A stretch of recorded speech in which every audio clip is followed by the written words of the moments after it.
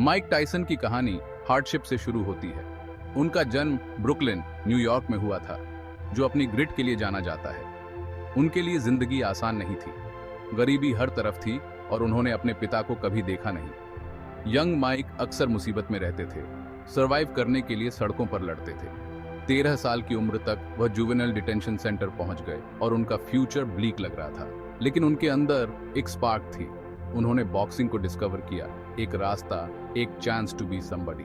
कुस डमातो, एक legendary trainer, ने उनमें पोटेंशियल देखा। यंग माइक को अपने विंग के नीचे ले लिया, उनके मेंटोर और गार्डियन बन गए। डमाटो की गाइडेंस में टायसन बदल गए। उन्होंने रिलेंटलेसली ट्रेन किया, अपनी रॉ पावर को प्रिसीजन में बदल दिया।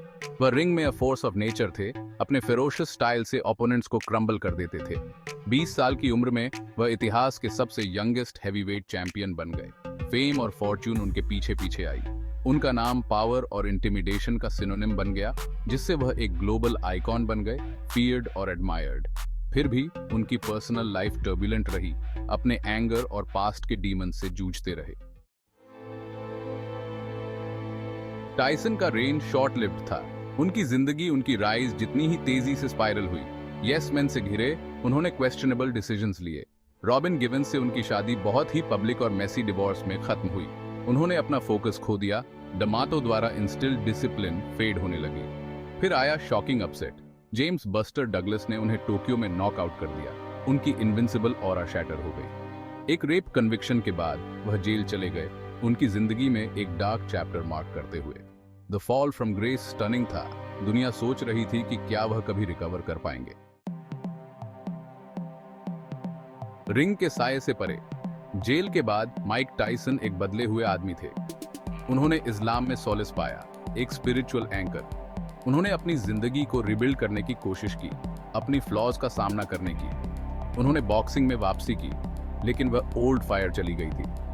उन्होंने एक इन्फेमस फाइट में इवेंडर होलीफील्ड का कान भी काट लिया, जो उनके इनर टर्मोइल का संकेत था। उन्होंने पीस की तलाश में बॉक्सिंग से संन्यास ले लिया।